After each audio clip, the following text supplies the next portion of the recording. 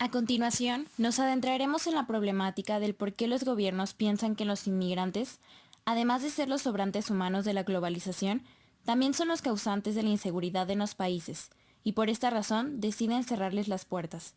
Por lo que estas personas desplazadas quedan desamparadas ya que no pertenecen al lugar de donde vienen, pero tampoco al lugar al que llegan. La xenofobia es la fobia al extranjero o inmigrante. La mayoría de las veces se basa en el sentimiento exacerbado de protección de una nación. Esta puede ir acompañada del racismo o discriminación. En nuestro libro, los causantes de la inseguridad son los criminales y los causantes del crimen son los extraños. Se hace referencia a los inmigrantes como los extraños, es decir, los recién llegados. Por lo tanto, deportándolos a ellos, se recuperará la seguridad de nuestro país.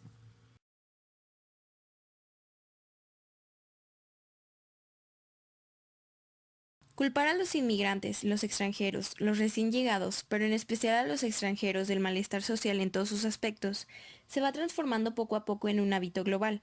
Pero esto no quiere decir que realmente sean los inmigrantes quienes generen esta inseguridad.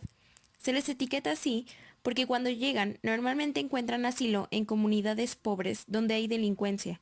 Los gobiernos les atribuyen a los inmigrantes acciones que los ya asentados hacen para no molestarse en tener que recibir a más personas en el país, ya que eso conlleva invertir más en su pueblo. El término refugiado es a menudo usado para incluir personas desplazadas que podían quedar al margen de definición legal en la Convención, o bien porque habían dejado sus países debido a una guerra y no por el miedo a persecución, o porque habían sido forzados a emigrar en el interior de sus países.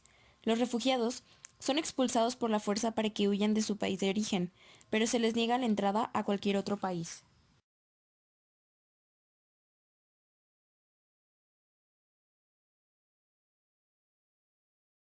Los campos de refugiados normalmente son construidos y administrados por organizaciones internacionales.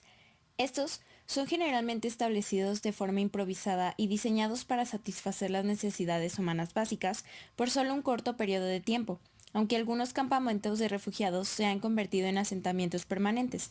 Pero muchos de ellos son sucios y antihigiénicos.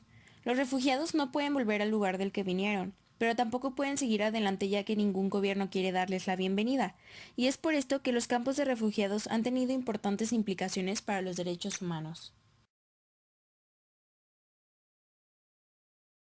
Burke decía que los derechos humanos son una abstracción, y los seres humanos difícilmente pueden esperar que sus derechos los protejan.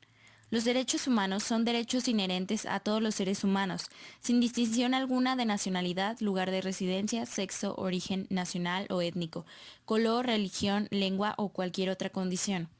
Todos tenemos los mismos derechos humanos, sin discriminación alguna. Estos derechos son interrelacionados, interdependientes e indivisibles. Los seres humanos dotados de derechos humanos no existen realmente en ningún lado y son prácticamente inimaginables, tratándose de los inmigrantes, ya que no hay nación que quiera hacerse cargo de ellos, ya que no pertenecen a ningún lugar, por lo que sus derechos no se respetan. Los sobrantes humanos son los sobrantes de la globalización que excluye lo que sobra. También a las personas que se convierten en vidas perdidas en los mares y en las fronteras. Esta es la tesis de Zygmunt Bauman en su libro La modernité et ses exclus.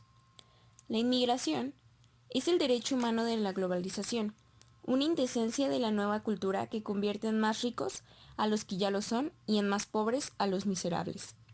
Cientos de inmigrantes pierden la vida cada año en su ruta hacia su nuevo país, en búsqueda de un horizonte vital más digno. Muchos alcanzan las costas y fronteras, otros se ahogan o mueren absurdamente. Quienes llegan sin papeles, además, son repatriados.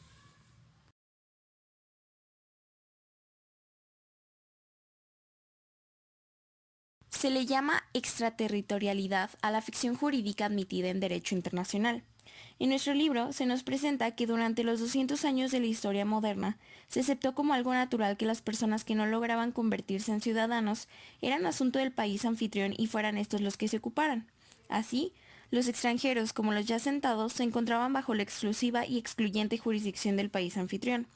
Pero en realidad, la mayoría de los gobiernos prefieren ahorrarse el problema cerrándole la puerta frente a todo aquel que busque refugio.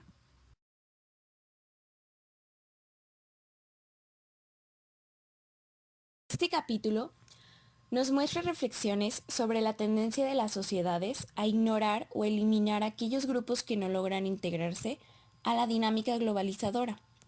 En esta dinámica, los derechos humanos son abstracciones que no protegen a las personas.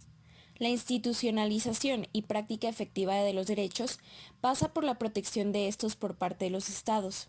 Sin embargo, la erosión de las soberanías nacionales en la nueva globalidad hace inocua la capacidad del Estado para proteger los derechos. En el fondo, el drama de los derechos humanos es el de la deshumanización de los que son diferentes y la inhumanidad de quienes los deshumanizan.